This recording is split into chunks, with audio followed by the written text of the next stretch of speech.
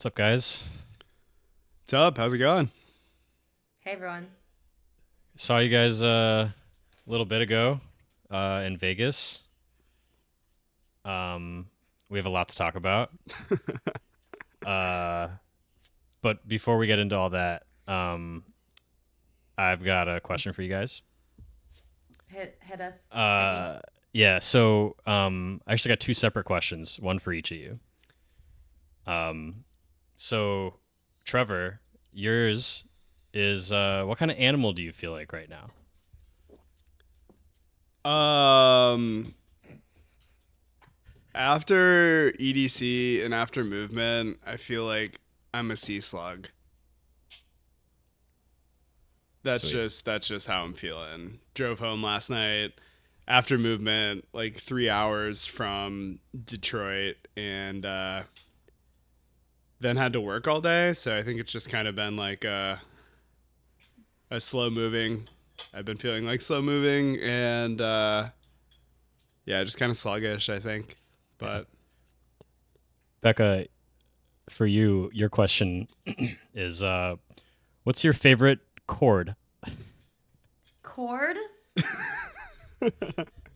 Like a musical chord? No, like a chord that you plug a device into. Oh my No, god. I'm just kidding. I'm just kidding. That's not your question. My favorite chord is a USB-C. wow. Oh, dude, nice. That's a great chord. Yeah, it is a good chord. No, I was just joking. I was just joshing you, Becca. I know that triggered me. That I was like, I can't believe it. I knew it would. Um, no, my real question for actually for both of you guys is what is something that like when you were a kid you dreaded doing like in life, as an adult or whatever, but it really turned out to not be that bad. That's a good question. Mine is going to the dentist. I know that's really random, but I used to dread it, and as an adult, I kind of quite enjoy it, and it's not that bad. And I think oral hygiene, oral health is really important. You enjoy going to the dentist? Yeah, I enjoy going to the dentist. You leave, your teeth are like squeaky clean. Generally, I also get like a lot of cavities, and I also had to get a root canal in my like semi youth, my mid 20s, which is kind of crazy. Even then, I enjoy the dentist. It's a good time. I love my dentist. Jonah, question for you: is this like something that you watched adults do as a kid, or is it something like you also might have done as a kid and hated it, and then I would say it's something that you probably didn't do as a kid in terms of like watching or actually doing, or it's like it's just something that you probably knew that you would have to do at some point, or yeah, that you thought you would have to do, and you were like, man, I that's gonna just be such a hard, crazy, difficult thing to do. yeah? Mine's definitely just cleaning. Did you have a messy room as a kid? You give messy Yeah, room yeah. I had a energy. supremely messy room. I still sometimes do, but like I do like now that there's like no one else to clean my house, like my parents like aren't around. I think I enjoy it. Like just kind of the like repetitive nature of it. I think it's like it's a good task that I like have to do now before I can do anything else. Like I can't work if my office is messy. I can't like function properly if my like I can't cook if my kitchen is messy. So like cleaning is something I enjoy to do. The only thing I hate about cleaning now is like my cat just gets fur everywhere and she's a pain in the ass to clean up after, but she's really cute, so kind of evens out. Yeah, what is yours, Jonah? Um, I would say, I mean, I think everyone could probably give a lot of answers to this, but I would say like bills. Like I feel like in TV and You maybe like it like now? no, not like I like it, but it's just not as bad as I thought it would be. Like I feel like there's like a classic like stock image of like someone who's like at a table and there's just all these pieces of paper and they're like, "Oh my god, these bills," and it's like I always thought was how do you do that? How do you deal with that? It's like you get bills in the mail, you have to pay them and whatever.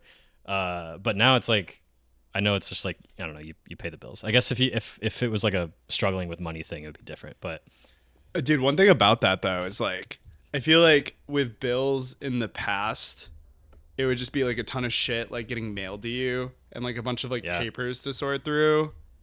All my bills are like on the internet nowadays. Yeah. Yeah. Internet, auto pay.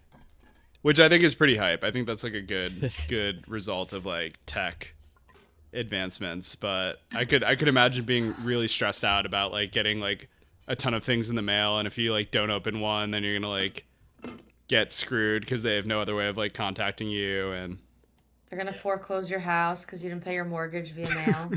Yeah, I mean, it's kind of wild that like, I mean, I feel like now it's like if you, I mean, at least for me, like if I have to rely on anything being mailed, I'm like, I don't know, it might just like not show up. And the fact that like everything was done with mail before is like kind of crazy to me. Like, or like your parents had to like if you were going on a family trip, they would have to like print out paper directions. Like how that like Oh my I just God. could not imagine doing dude, that. actually, that's something that as a kid, that was wild. Stressed me Map Or out. Quest. using the actual MapQuest, Yeah. or even using like No, an I've never atlas. actually used an actual map, but I remember having to print out the map quest for my mom, and then I'd be like the person giving directions, and it was so stressful because she would stress me out, I would stress her out. We missed a turn, like everyone in the car was having a meltdown.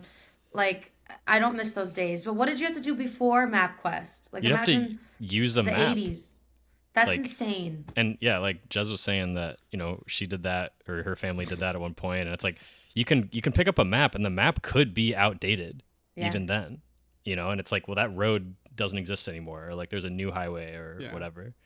So Thank God for GPS. This is just like it kind of just all goes back to the point. Like I think we hit like a utility peak with technology in like 2016, and it's kind of been all downhill since there. And now people are just like making AI songs and like doing all sorts of bullshit, and Palantir exists, and like I'm gonna say we hit peak in 2021, and everything has that's gotten probably a significantly better worse. it's probably a better peak. Yeah. Like you need full force, like you could just do like whatever you wanted on the internet, and like creativity wasn't at risk, like security wasn't as much at risk as it is today. Now it just feels like a shit show. yeah, I feel like we should all just go back to emailing each other. That would be pretty good. Yeah, or, like I don't know, were you guys on MySpace? Yeah. Yeah, I like barely missed the MySpace era. Trevor's a youngin for no people that don't know.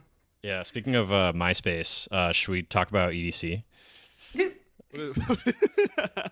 Just a smooth transition. Yeah, great strong Speaking correlation. of MySpace, who are your MySpace top 8 Yeah, at yeah. EDC? Who are your MySpace top? Yeah. Who are your my EDC top MySpace sets? I can give you my top 8. Yeah. So let's just talk about some highlights. I mean, I don't think we need to go day by day. We could just talk about general highlights. Yeah.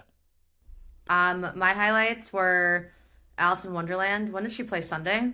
That was Sunday. Wow. Yeah. Sunday at All Cosmic kind of Meadow. blurs. Yeah. Not that I don't love Alice in Wonderland, but I think my expectations were pretty low, and I've seen her 2 or 3 times many years ago, like probably 2019 EDC, I don't know, 2021 or 2022 Lollapalooza, and like another time way before. And I feel like all those sets were like really, really similar with like a lot of recycled material. So I've never been super excited for an Alice in Wonderland set. And then it just like blew me away. The whole set was so good and inventive and versatile and fun, and everything was unexpected, and there was just like so many genres thrown in, and her like White Fang Project stuff was in there. We got like techno, trap, drum and bass, dubstep. It was so fun. That was like honestly, 1, bring trap back, and 2, such a good set. Like highlight of my EDC was her set. Yeah, like I think the like I love trap. I'm not like the biggest trap head, but I think that her ability to blend it so tastefully with so many other different things, and in a way you're right, it felt very like unique and inventive, and it was just like a whole lot of fun. The last 2 Alice in Wonderland sets I saw were White Fang sets, and I really appreciated that it was like a bit of like both worlds. Like we got to hear some White Fang stuff, but it wasn't like a full White Fang set, which is pretty like experimental, a little bit like more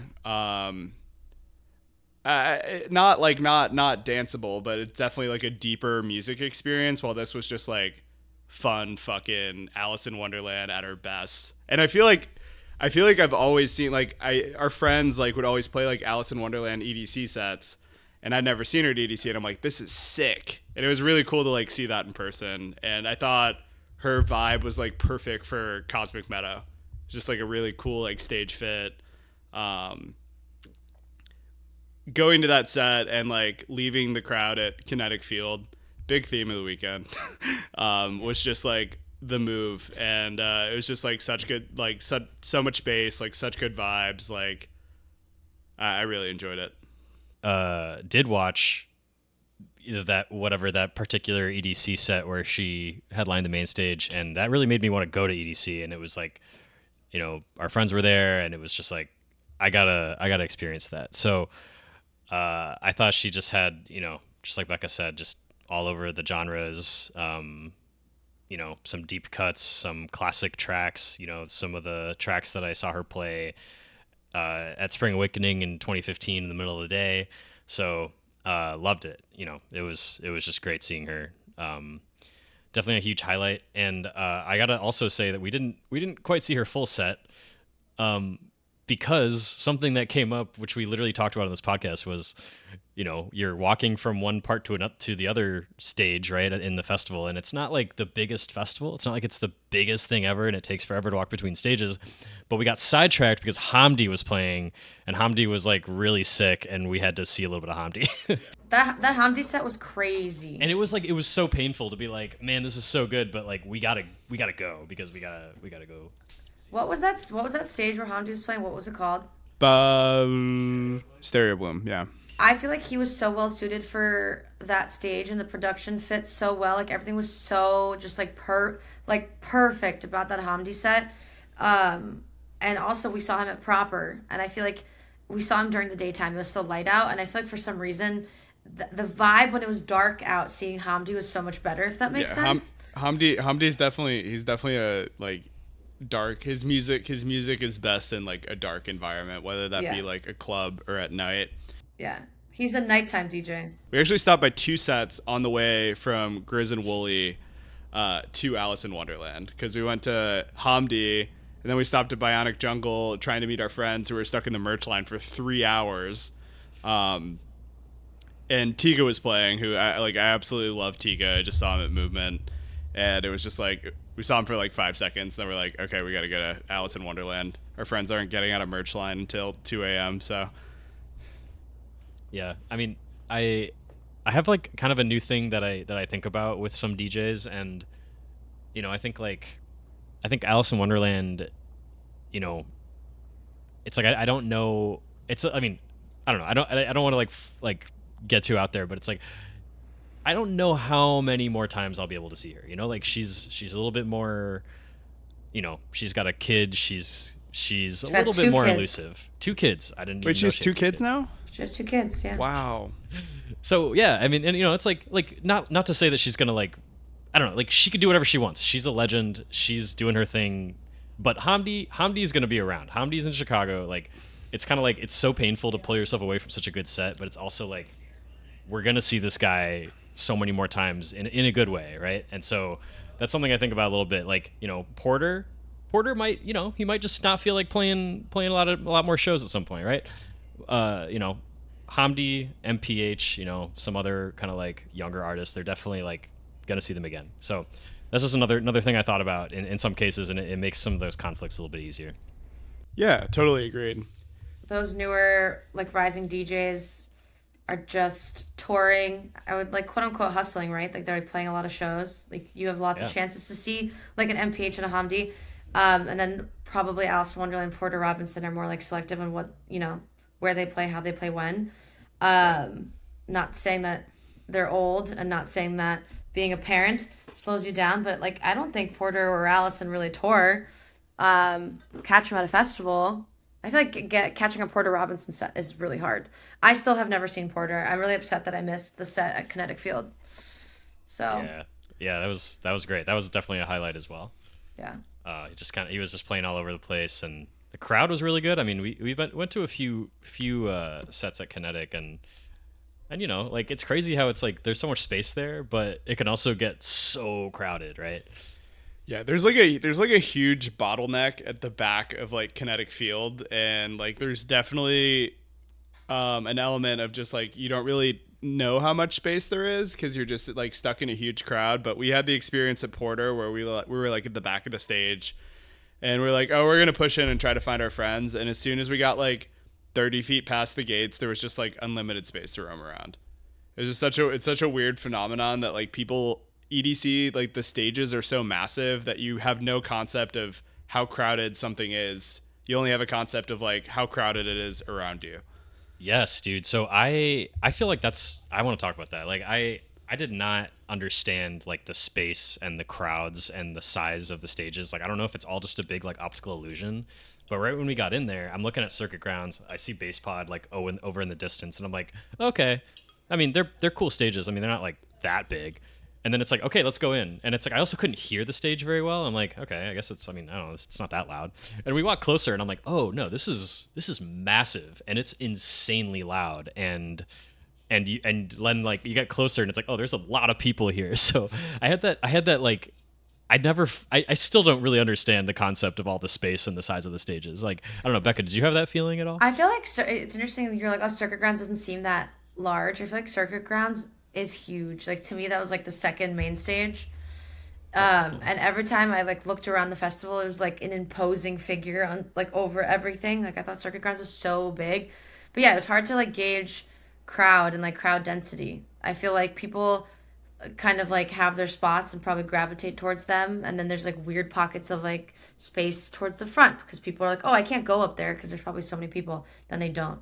But yeah, I think like space was weird, but um I don't know. Finding space in kinetic field was like the hardest out of every single stage, obviously, but that was nuts. Yeah, I guess I have like no concept of just I feel like I have like literally no concept of like artist popularity nowadays, and there was a lot of sets that Yeah, like definitely. surprised me, like hearing about like Crowd Crush at John Summit. Zed, and like I'm like, you know, I know a lot of people love Zed. Like I saw him at EDC in 2022, but I'm just like I was kind of confused because during our whole like big conflict times when we're like, who are we gonna see? Who are we gonna see? Like there's so much going on. Like everybody's just at main stage. It's like John Summit, like Fisher, like everybody is Subtronics. there. Yeah. Yeah, I was listening to the Subtronics set today, and I noticed it was like what it was John Summit into Subtronics into Cascade. Yeah. I mean, those are all huge names, but at the same time, Trevor, like I agree. Like I don't know. I mean, I thought they were huge names. Maybe they're not. Like, No, those No, are they're huge names. I mean, they're huge names. I just don't know if they would draw the biggest crowds, right? No, yeah, they're huge names. It's just like I was like experiencing that like if you choose any other option than main stage, you are just like in space heaven. Like you just Yeah. have like going to like circuit grounds and like having so many like positive experiences, like seeing Boys Noise and Salmon and Woolly's solo set, and like DJ Snake's The Outlaw set had like yeah, like it was like sub 1,000 people. I was like really confused about just everybody's like burning desire to go to main stage, and just like have every other stage was just like so much, like so spacious, like so much fun, such good vibes. Not saying there weren't good vibes at main stage. It was just like consistent crowd crush and trains and people going through, and like just genuinely like felt like way more comfortable everywhere else for the most part. The only crowd crush experience I had was day one Circuit Grounds Levity. That was like awful. I was standing there in VIP, sardined. There was all of it everywhere in VIP was just sardined, like you couldn't escape. And I was standing there and I was like, I am gonna call an Uber home. Like I don't think I can survive. And this is day one of the festival. Yeah. Obviously, Trevor also was going to call an Uber home at that well, time. he cried. Yeah, I did. I lost all my friends, and Dude, we were trying to get to you. yeah, no, I know you guys were trying to get to me, but I was like, I went to Darude hoping you guys would be there because like I Oh. knew that was like peripherally in your plans, so I went there, And I'm like, there's no way I'm gonna find them. I like got on the phone with Nate. He's like, we're just like so deep in the crowd at I Hate Models, and it went into levity, and like we can't get out. I'm like, you can't get out, like, Dude. So is like Astroworld happening at levity? It was crazy. bro, seriously. So okay, I was with Nate at I Hate Models, and I Hate Models, by the way, like Ripped. such a crazy set. My first time seeing, well, I guess we saw them very briefly at Ultra, but it was like not the best like setup. But so at Circuit Grounds, like I gotta say, this set was, I think to me, like a set can be like ADHD to a certain point, and then it just gets like too just ridiculous. And this set was like just almost to the point of being too much, but I thought just like the mixing of genres, the mixing of sounds, and then he had like he kind of had like sort of like screamo vocals like in there, and it was just insane. And so I really enjoyed it, right? And so then we're coming out of VIP to go to our meeting spot, which is like, I mean, at the time we were just like, I guess every single person at the festival is also meeting at this spot. Yeah. And my perspective was, oh, I guess EDC is just like this. The crowd has arrived, and now everywhere in this festival is just going to be this crowded. But my theory now, looking back on it, is just that I Hate Models has a certain crowd, and I don't think those people were trying to see Levity. I think everybody else in the festival was trying to go see Levity. And so yeah, we just had to fight through this crowd, and you know, we got out a little bit late, and then it was just a mess. Yeah, it was like the mass exodus of I Hate Models fans, and they're on their way to go somewhere else, and then everyone from the rest of the festival is like pushing forward to Circuit Grounds for the Levity set. Yeah, that was crazy. It's just one of the pitfalls of like Circuit Grounds is such a cool stage, but they book it like very all over the place, and it's like you get techno there, you get like house. I know like Vintage Culture was there. You get like Woolly. You get like Woolly, dubstep. You get like main stage, second main stage stuff. So it's just like you're gonna get a lot of crowd in and out, and like it's supposed to be a big enough space, but it's not a big enough space for Levity. Wild, right? Yeah. Yeah. But dude, I mean, and then we did go to Darude after, and Darude was like too packed for the stage.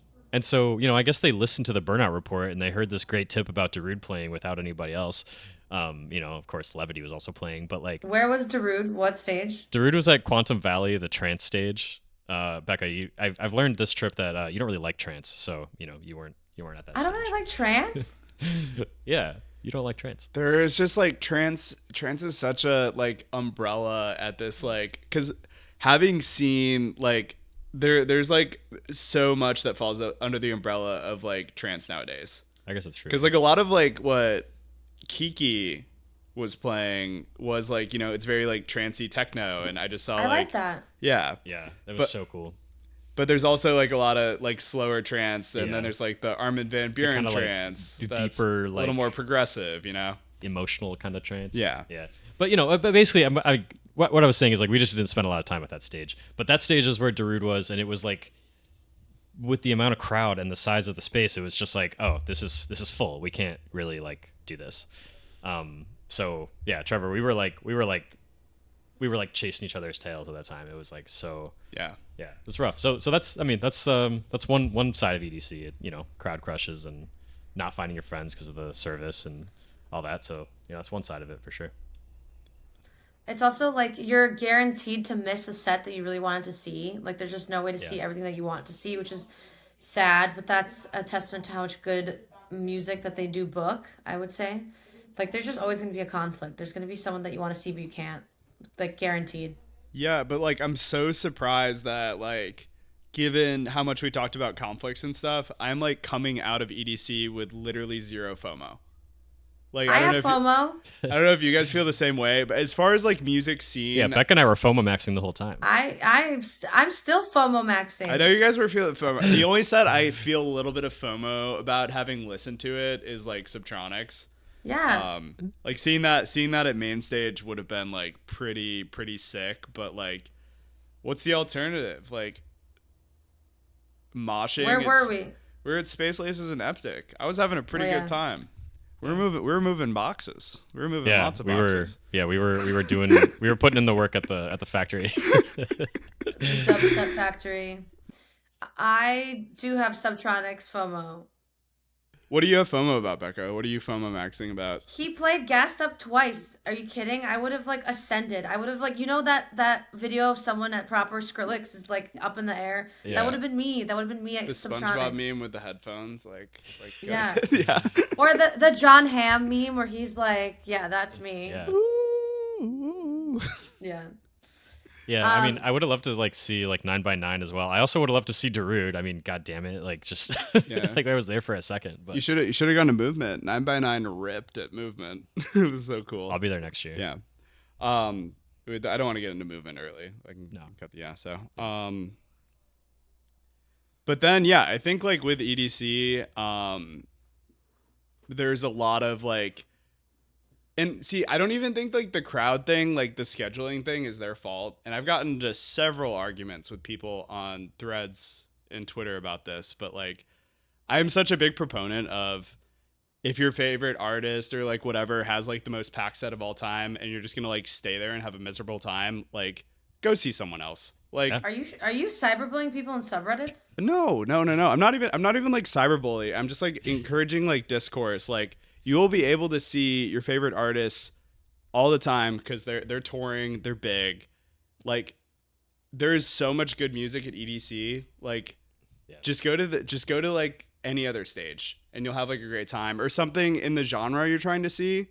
Like we experienced it. We were at the back of like Grizz back to back Wooly and we were getting like beat up. Like people were just like touching us, like Pushing us to the side so pushing us that to the other side. trains can go through just nonstop, like both directions. That was my like biggest valley of all of EDC, I would say. And I had like multiple valleys, but that was like that was the valley for me. And the set was ripping. The set was ripping. The set was so good. It has it's like nothing to do with the set, but like we wouldn't have gone to Alice in Wonderland that early if like the crowd we just got to the point where like the crowd was like, if someone touches me one more time, like I need to leave. And we were all on the same wavelength. And we got to see Alice in Wonderland with like our own space, and it was like amazing. It's just like when everybody has the mindset of like I need to be here for my favorite artist or whatever. I need to shove and make a lot of noise and and touch people Whatever. and touch people and make them uncomfortable. Like there's a point where it's just like it's too much. And there's just like we said, there's just so much going on, so many cool things, like musically Yeah. and not musically, that it's just like, hey, like I don't want to hear people complaining about having a miserable time when they chose to be there instead, when there's like 16 stages to go to. Like it's crazy. yeah, I mean, true. my kind of take on that is like I like 80% or so of like the shows of the sets that I saw, like I had plenty of space. Yeah. You know, especially at Cosmic Meadow, right? I saw Medusa, who is like a huge artist, right?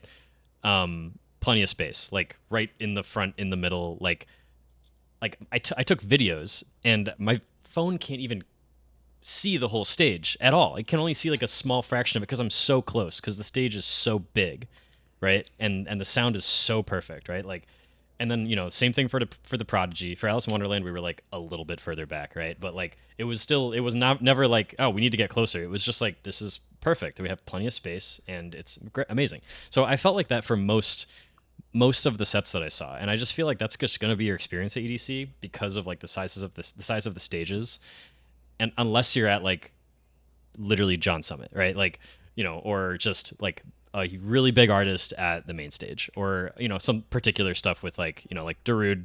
I think Darude could have gotten one of the main stages, I think, but yeah, I just feel like for the most part I had plenty of space, and the stage and the production was like very much enough for me. I do wish that it was a more pleasant experience to see artists at main stage. Like I would love there's so many artists that played at Kinetic that I wish I could have, and then I was just discouraged because of the crowd size and the experience that we did have. Like I wish I saw Cascade at Kinetic and I couldn't get to. I do think we had a good time and enough space at Martin Garrix, which was shocking because I wasn't expecting that at all. Yeah, I mean, we were in VIP for Martin Garrix. Yeah, So true. Yeah, I thought Martin threw down, and I also like this could just be, I think the vibe that Martin Garrix encourages is just like very like positive Respectful. and like space friendly, and like people are very like, I don't know. I've been at very crowded Martin Garrix shows, and I think the vibe he gives off just like makes people want to be positive and not like shove and push each other. So, It- yeah, I mean, if he can somehow do that while being a DJ, like Yeah. major props. Like that's amazing. yeah. You know. Martin Garrix is like for many reasons just like probably one of the greatest DJs of all time. Yeah. And I think like I've heard people from all over the like genre enjoying spectrum like all come together and be like, yo, I didn't think I would get Martin Garrix, but then I went to go see him and it was just so much fucking fun. I just had Yeah. like the time of my life, and like that's how it was at Lala this past year, Becca, when I'm like, yo, you guys should go see Martin Garrix. Like just That like was one of the best sets of my like. That was one of the most fun experiences I've ever had in my entire life. Was Lollapalooza Martin Garrix last summer. It was nuts. I was at ASAP Rocky, and like he played 2 songs within 30 minutes of his set opening. He like came on like 20 minutes late and then played a song, and then waited another 10 minutes to play his song because his helicopter stage wasn't my like God. ready, like getting set up. So I'm just like, screw this, I'm going to Martin Garrix. And then I went there and it was like, oh my god, like what have I been missing out on? Like You ascended. At yeah, Martin Garrix. but it was really cool. I was like, I think there was someone else I wanted to see during that time, and you guys were like, we're going to Garrix, and I'm like, I know it's gonna be a really fun time, and it was. It was just it's really cool to see him do what he does on like the biggest stage in EDM. So Yeah, that's what I was thinking of. Just like, I gotta see it. I gotta see, main stage Martin Garrix, right? Like it just seems like a must see. Which honestly, I feel like everybody else probably thought that too. But somehow we weren't getting beat up in that crowd. So that was really nice. It's worth it. another highlight I just want to like talk about is I think with EDC or like with some festivals, going from stage to stage can feel like just doing like a bit of the same thing. At EDC, like you are genuinely getting like a whole new experience and world at every stage you're at. That's true. Like no 2 stages like production feels remotely similar. Like going from like Bionic Jungle to Cosmic Meadow to like Circuit Grounds and Bass Pod, you're just getting such a diverse like experience.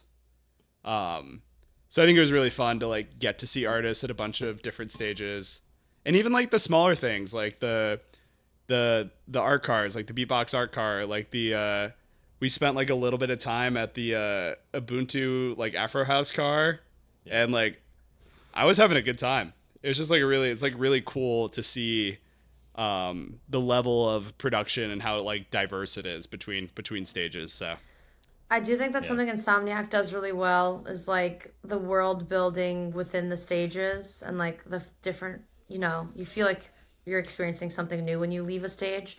There's some festivals where like Lollapalooza is a good example, and I don't think Lollapalooza like wants to emulate this, but you kind of just feel like you're at Lollapalooza the whole time, right? Like you're just like Yeah. yeah. all the stages kind of do feel the same. Even Perry's feels like other stages. But like think about like an Electric Forest. Every stage has like a way different world. Same thing at EDC. Yeah.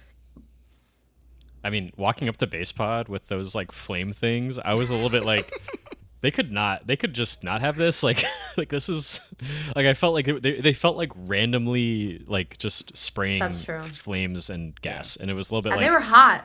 yeah, dude. I mean, they turned it off with the wind, which I was like, okay, thank you. Like, Thank God. I don't need this right now, but like for better or worse, it does curate a vibe, and so bass pod does have this like dark, fiery industrial feeling going on, which I think you're exactly right. I think it does speak to that vibe. And I thought the Bionic Jungle vibe was great too. Oh Yeah. my god, don't get me started on Bionic Jungle. Salute B2B Chloe Kaye.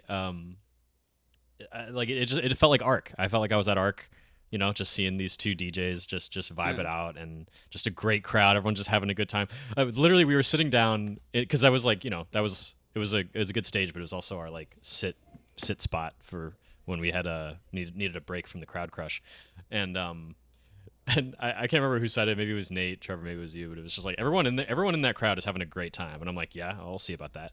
I walked around and I was like, dude, everybody is having a great time, man. This is wild. And you could also sit down. It's just amazing. That was me who said that, because I went to go run around first and I'm like, wow. I just like look around, everybody's like has smiles on their faces, and like it's literally like a cooler Arc expansions for anyone who's tuning in from like Chicago and knows Arc. It's like just that vibe, but like there's way more like lights going on. The production's way cooler. Like all the colors are changing. Like, but it had that. It like kept that same vibe of like being at Arc in EDC. So it's super Yeah. cool.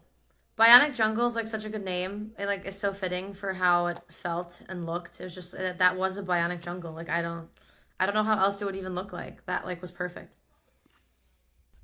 So Becca, you're in my first time doing EDC. What do you think the hardest part was, if there was, if you have any? I have valleys. I had hardship. I went through hardship. I think I mean we drove to and from the festival. I think that for the most part we did a good job avoiding traffic, except you guys on the second day. But I feel like that's something that you have to like account for that I didn't really think about going into EDC, and then walking the trek back to the car once you've been on your feet all day and like you're exhausted and it's like 5:30 in the morning. That's really hard. Um, Life goal is to be able to chopper in and out of EDC in the future, so you don't have to do that.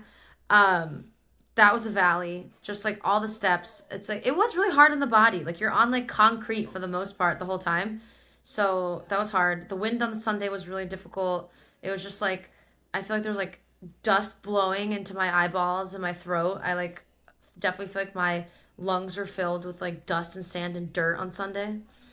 And then honestly, the crowds, like, yeah, the crowds at Kinetic Field. I thought, for the most part, I feel like EDC was wasn't expecting this. It was a really plur festival. I know that sounds like, oh, it's such a plur festival, peace, love, unity, respect. Like, but it was. Like, I feel like I don't go into festivals anymore thinking that they'll be super plur, because I feel like, I don't know, plur might be dying. But it was for the Hot most part take. really plur. Is Hot Plur take. dead? Is plur dead? I wrote a think piece about this like 2 years ago. Is Plur dead? Is Plur dying? Um, but yeah, I feel like for the most part, EDC was really Plur, minus like our experience at Griswold. I am sad that there's a lot going on at Kinetic Field that I didn't get to catch, but I guess by missing those sets, I got to see really cool artists at other stages that I honestly wasn't planning on seeing. Yeah, we made a TikTok recently about like Solomon playing at Circuit Grounds during someone big at Kinetic, and there was like literally 1,000 people there. I'm just like, Dude, and that's crazy. I'm like, this is Solomon's huge. Solomon. And that set ripped. He ripped. That's like might have changed my life, but let's talk about it. No, I think EDC in some ways, and like it definitely felt harder this time around. Like last time I did the shuttles, I did less of each day. Like I think we did like most of the festival this time Yeah. around. Yeah. And like with the drives there that took 2 hours, and like the parking and walking super far away. Um It's like a 14-hour ordeal, like altogether. and I think like talking about this, I think like the hardships like almost made it more worth it for me. Yeah. Because it's like one thing to go to a festival and have fun, but I think outside of raving and in the real world, like you face problems, you face like challenges that you have to solve, and there was like a lot more of that at EDC than I was expecting. I was like, oh, this is gonna be like a fun thing. Like I might be a little bit tired, but like we were running into some like genuine hardships where like I had to be alone at a festival of like 160,000 people for an hour and a half, and like navigate like very overwhelming situations. Yeah. And I think I had like one of those points every night, and on the other side of it, I came out a better person. And like I think all my most fun moments of the festival were like after 1 a.m. after I'd gotten through the hardship, and I kind of like tapped into like a new level of energy and awareness that I haven't like experienced at a festival. And I thought that was like really cool, that this event was able to like provide me with that. Because like at other festivals, sometimes it's like, oh, it's midnight, like you're going home. Like I had fun. Did I learn anything? Did I like I usually get like cool like musical bits and like experiences and fun times, but this was like a layer deeper for me, I think. Yeah. So Yeah, I mean, I gotta say, like, in terms of the tapping into energy, like for me, the overall the biggest thing is the hours of it, right? Yeah, Jonah, I thought you'd be tapping out at like 2 a.m. every day. Oh yeah, thanks, Becca. I appreciate. That's great that you think I've just just Uber home every night. All right, yeah, see you guys. I gotta go take No, but I thought go you'd take be a like, nap. like sitting down at like 2 a.m. Be like, oh, it's so late. But you were like up and at 'em till like 5:30 every day. Oh yeah, dude. So and honestly, I'm surprised too. Um, but dude, so well, first of all, I do want to say I don't know, Trevor. I think you did track yours, but in terms of steps and miles, I did 10 miles the first day, 14 miles the second day, and 14.7 miles the third day. So I did 10 miles, and then I did a half marathon, and I did another half marathon. So like, just insane, right? Um, but yeah, in terms of the hours, I mean, like I was like, I think it's probably a universal experience at this point, but like I couldn't really sleep well even the night before the first night. Like I was just so antsy, so excited. And so like, and then I couldn't nap right before the festival because well, how could you nap before going to your first EDC? There's just no way. Or even not your first EDC. It's just so exciting. I took a Um, nap. okay, that's sick. Happy for you. Fuck you, happy for you. Uh, but but like so like I didn't have sleep to begin with, right? And then we go to the festival, and yeah, I didn't expect. I'm just kind of like I just got to figure this out, see how it goes. But yeah, dude, I'll say like fast forward to 3 a.m. on the last day or 4 a.m. whatever it was for Aeon mode. I was losing my mind. I was moving my body like probably the most of out of any set, and so I'm inspired by that by myself, I guess, by having energy, at 5, I guess it was 5 a.m. right yeah. for Aeon mode and still moving and being like checking my watch like okay, we have to go. It wasn't like get me out of here. It was like, oh, we have to go because it's time to go. The sun's coming up. So I'm amazed, like I'm inspired about that too, Trevor. Like, being able to go through all of that and still have some energy. It's kind of just like, to me, it tells me like there's something in there. If you have the motivation, if you're excited about something, if you're with your friends, like there's something deep in there, Yeah. And I think especially with EDC, like, we didn't, I think it was like, I think everyone was pretty much like, didn't have something going on the next day, obviously. So it was like, I'm gonna leave it. I'll leave it all out on the court. Like whatever that saying is. Yeah, game EDC at 5 a.m. It's game 7. It's well, I guess you're going home no matter what. But hopefully you win EDC, but Trevor, you're our on-site like sports analyst. Yeah, here. yeah. I just thought it was so cool and like game 7 of EDC 2026. Yeah. I just thought it was so cool that I was like at my happiest. Like I think one of my happiest moments was like closing out Base Pod on the last day for Distinct Motive and Boogie T, who just like threw down this incredible, super wonky Swampy. dubstep set. Yeah, very clean and swampy at the same time. Clean and swampy at the same time. Like looking across the way, seeing the drone alien over at Kinetic, and I'm like, this is where I'm supposed to be, man. Hell yeah. This is it. This is it. Yeah. But yeah, I think it was cool. It allowed me to like tap into a part of myself and that I don't usually get to at like festivals. And I just felt like the hardships were worth it. Like I appreciated them looking back on them, even though they were really tough in the moment. I had to go find myself at Wasteland before I could proceed. That was wholesome. Yeah. Yeah. I mean, yeah, I don't know. So in terms of EDC as a whole, like, I don't know if everybody thinks about this, but when I go to a music festival, especially an Insomniac festival, I'm like thinking about like the business side of it, and I'm thinking about like, like you guys are all like moshing to like some dubstep thing, and I'm just like, guys, so what do you think the margins are on this, on this like stage investment here? No, not exactly, but like, But I was thinking about that stuff, and what I do think is I feel like when you tell people you're going to EDC, if you tell people it's your first time, then they're like, oh wow, you're gonna experience it for the first time. You're obviously gonna have your mind blown. But if it's your not your first time, or if you say it's your last time, people are gonna say, yeah, well, we'll see about that. Like, you'll go again, right? And I I think said it's this was gonna be a one and done festival for me, so that's yeah. interesting that you point that out. Yeah, I was like, just never gonna go back. I mean, obviously, like, okay, so by itself already, like we just saw, it's like nothing else. I mean, Trevor, we'll talk about it in a second, but like you just went to another music festival, but like, and even though it's like it was a great music festival, you're still like, the production wasn't like EDC, which nothing's like EDC. I think that's the whole thing. And at this point, nothing is like EDC. There's not going to be something similar, at least on this side, of the Yeah. Pacific, right? So there's that, right? And then I think that on top of that, they capture a certain energy, right? They somehow you find this energy that we just talked about because because the sets are so good, because the production is so good, and then that next year and the year after, they're going to keep getting bigger and bigger. So there's always going to be something to see. It's not like when you see it, you're done. It's always going to get bigger, and there's always going to be a reason to go back. And of course, right when we come back, the second we get back to our houses, they announce next year it's going to be 2 weekends, reduced capacity, cheaper GA, right?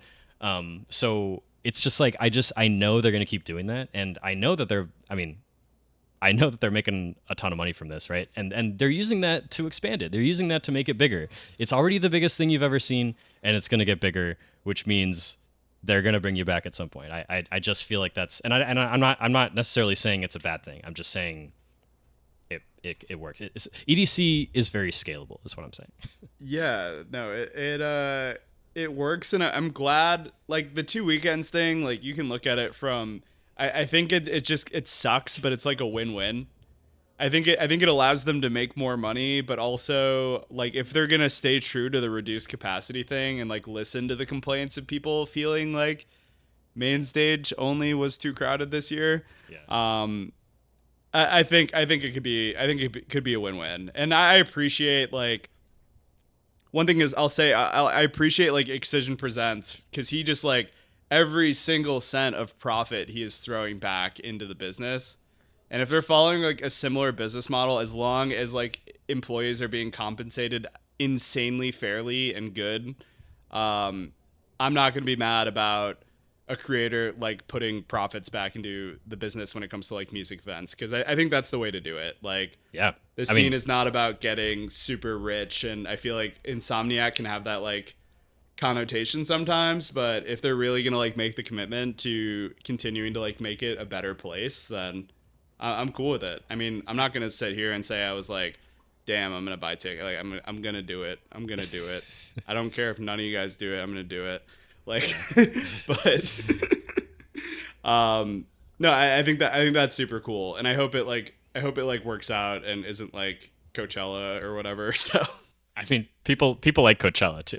People love Coachella. I do hope they honor the reduced capacity thing because I don't know, was there 500,000, 550,000 people came to EDC? But that's like scans, I think, throughout all 3 days. Yeah. So I'm not really sure how many people were there on like one night. But if there was like 100,000 less people, I feel like you would really see that difference in crowds. 100,000 less people like over the 3 days. Yeah. Yeah. I feel like Trevor, you mentioned the kinetic field bottleneck. I feel like it's still going to be a bottleneck. Like I feel like there's still going to be a crowd crush. I mean, I don't know. I'm not like going to hold my breath for like, having a bunch of space at Cascade at the main stage, right? But because like I was saying, for the most part, I didn't have a problem with the crowds. Like, it's just like a couple sets here and there, and I honestly just think like my prediction is for those crowds, they're still going to be crowded. Yeah, totally. But even if it's like a little less so, like Yeah. I think that could go a long way. I was gonna say like along with like the capacity thing, I thought like I know you said you were thinking about the business side of it. I was too, but I was still able to get like really lost at Oh, EDC, which like I appreciated. that's great. I was not able, like, there is not like a ton of just like, I think everything was like masked very well, like whatever production was going on behind the scenes. Like places like Bionic Jungle truly felt like fully integrated places. Like I wasn't noticing a lot of like behind the scenes stuff going on. It just kind of felt like this is like a really cool experience. So Yeah, I felt the same way. I mean, I think like it's some for like just for context for like when I say something like that, like I I feel like I think about that stuff because it's so well done. I'm like, they have like set this thing up and it's like a global event at this point. And, they're obviously making a ton of money, but it makes me think like, how'd they do that? How'd they come up with that? How did they make that happen? And I think about that I think about that because it's so well done. yeah, we were like going through and then like we were looking at like stage designs and we were like, do you think this was like an artist who designed this or was this made in a scrum meeting? Yeah, was this approved in a board meeting and they have like, 10 sprints of agile to design the stage for Yeah. Cosmic Meadow. I just like I don't know. I don't know. It's crazy. Yeah. So do you guys have any other EDC thoughts? You want to No. move on? I think that covers it pretty well. So we want to talk about how you feel post fest and what you've done to recover. So yeah, and so in terms of recovery, I think Becca and I we just like went home and rotted. Trevor, you decided to recover from EDC by going to another music festival. So Yeah. About that. Yeah, I just got home actually this morning at like 8 a.m. before What? work. Yeah. We so movement ended last night at 11, and then we drove like 2/3 of the way home, and then we did the rest this morning. We stayed at a hotel. Um, I will say though, like this is my second year going to movement, which is where I was this past weekend. It's probably about as good of a recovery festival as you can get, and we were VIP there as well. They had so many couches and hammocks and whatever, and the vibes there are just like kind of like the Detroit scene just has some of the most like exceptional, cool, diverse vibes out there. I was telling our group chat about the like our guys group chat about this. It's like the perfect strike between like the house culture and the wook culture. I would call it like the house wooks, where like at Arc, if you try to give candy to someone, like security's kicking you out. At Movement, like you can still do all like the fun plur stuff, but it's still got like the respect for the culture and like the vibes that the house crowd brings. So it's a Um, less pretentious arc. yeah, I'd say like kind of like, and they've diversified their lineups a little bit in the past few years, so we were able to get some like pretty sick drum and bass. Like they brought Rudimental in, who was just like he threw down like a pretty insane drum and bass set. They have this underground stage that like is basically just like going to Berlin, just like crazy, sweaty, like techno party all day. Saw some really cool sets there. But always had the space and time to like recover and a bed, which was needed. Um, but I think the cool thing about movement and what like movement showed me is just that like anyone can do this. Like going to EDC, like the crowd felt like decently like of age. Like I feel like I saw a lot of people in their 30s and 40s.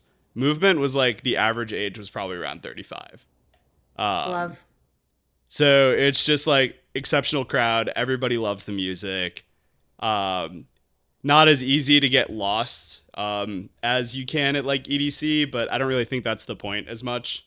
It's more so like, hey, let's just get together and listen to really good music for 3 days. But it was cool. Just two like festivals on kind of the opposite ends of the festival spectrum. So got a good bit of experience. I was very tired, but gotta charge it to game. So Next yeah. year, Trevor's doing Miami Music Week, all of the events leading up to it, and Ultra, and then he's doing both weekends of Coachella. And then he's doing both weekends of EDC with all of the events in the middle. So that's on Trevor's agenda for next year. Yeah, and then Beyond Wonderland again and Dude, Electric Forest. Just doing the EDM gauntlet. the So gauntlet. What yeah, about Bonnaroo? Let's throw Bonnaroo in there. yeah. Let's go Oh, to Trevor doesn't want to go back to Bonnaroo. yeah. You want to go back to Bonnaroo after what happened, Becca? No. You wanna? We'll get to that in another episode. Yeah, but We're that's a saving that bonus. for a special. Yeah, Yeah. that's a bonus episode. Do either of you guys have any questions about movement or like the experience? I know you've said you wanted to go, Jonah. Check wanna it go. out. Yeah. Not right now. Yeah, no, What are the hours? that's super fair. Are the hours? Yeah, when does it end? Are there sunrise? It ends before midnight, but like the Detroit after scene is crazy. You can make it EDC if you want to. Obviously, did not make it EDC this time around. But last year we did like one of the more chill afters, and it went until like 6 a.m. Oh my God. Yeah. So it's just like a crazy. Detroit has always been like a crazy after city with like the techno roots and like the clubs. There's a lot of really iconic spots. But I will say the one thing, and like I don't even think we got to like talk to this in our like EDC portion. The sound at EDC like spoiled me so much. I do not remember the last time I've heard music that good. And even though Movement had some really great sound, I was just thinking about how good things sounded at Circuit Grounds, and I'm like, man, it's just not the same, you know? My favorite sounding festival is actually Ultra. Like I think Ultra Main Stage has like the best sound I've ever heard, and I was blown away like the comparison with EDC sound and EDC stages. It was like it has somehow even better. Yeah. No, it's just it's wild, and like I had heard people like complaints about the sound, and I was just like every stage except some pockets of main stage, I was like, wow, music sounds so good here. We were all like having to double check that like our earplugs were in because like it didn't even sound any sort of like muffled. It was crazy. Yeah, there would be like bass where I would hear it like in my throat, or like I would hear it in my like jaw, or like in my eyeballs or something. Like it was just like we had to move back at some parts where it's like this is just too loud. Like Yeah. this is But so loud and so clear, you know, it's just like it's really good. I think sometimes at festivals I'm just like kind of being like berated by large amounts of bass, and it felt nice to like have some really like clear sound pockets at EDC. So but yeah, Jonah, do you have any closing thoughts for us? Who what DJ do you think has the best voice? Like for speaking. At a set. Like when you're hearing their voice, you're like it's like it sounds good. I have answers, but I feel like mine are predictable. Hamdi. Give me Hamdi. Really? Interesting. Yeah. Well, my answer was Hamdi.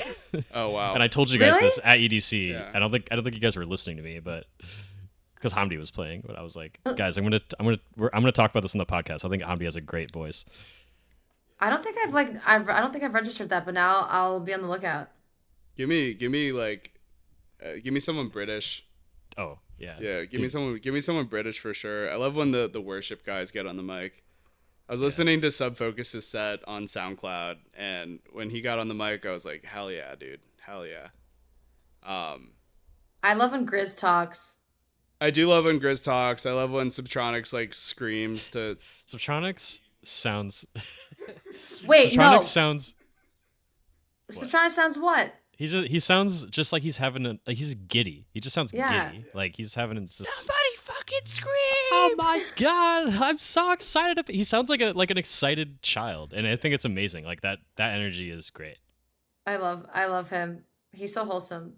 My favorite person, like my favorite DJ hearing them talk is Hooks of Zed's Dead, because like he's not really doing a lot of the talking. You're always hearing DC. So when you get a rare moment and Hooks is on the mic, it's like a special treat, you know? Like I love that. Becca, do you remember at Dead Rocks when we were together and Hooks talked and I was like freaking out? It's like, Hooks Yeah. on the mic, Hooks on the mic. And it was just like the first time I'd ever heard him on the mic, and I'm like, wow, it's It's crazy. a special occasion. His It's classic a thing special- is this one, right? This is his Yeah. move. his move when they play Lost to You and he starts like, yeah. And then he smokes a cigarette. I gotta say, like even before EDC, during EDC, after EDC, and now, I have just been looking forward to seeing Zed's Dead. I love seeing them so much. They're so good. And I'm so sad. I'm not gonna see them at Beyond Wonderland. I was bummed out that they don't have a Beyond After show, but I saw some rumors that they're probably going to do Deadbeats in Chicago. Oh, one last Deadbeats. Yeah, I don't want to hold my breath, and Becca, I kind of want to see what you think about that. But, a two-night December run to close out their tour. They never skip Chicago, and like I'd be really sad if they decided that this was the year that they don't do Deadbeat Chicago. Well, if they do Deadbeats somewhere else, and somehow Chicago's not a part of their plans, like I will probably go somewhere else to We'll see go it there. before they retire. So Yeah. um, So Zed's Dead was They're not retiring. Zed's Dead was before they go on break. Zed's sorry. Dead was surely missed at EDC. Like, Yeah. I'm not saying I was like not having a good time because they weren't there, but I was like, Yeah. they were in the back of my head. I was. I know. Yeah. Imagine seeing them at Circuit Grounds. Those like all those suspended LED panel. Oh my god, Imagine seeing them at Bionic Jungle. that'd be crazy. What a vibe would that would be? Zed's Dead drum and bass set at Bionic Jungle would rip. Got to manifest it for when they come back. But yeah, All right. Well, All right, this is the Burnout Report. it's the Burnout Report. yeah. Thanks for tuning in. We appreciate you guys. Bye.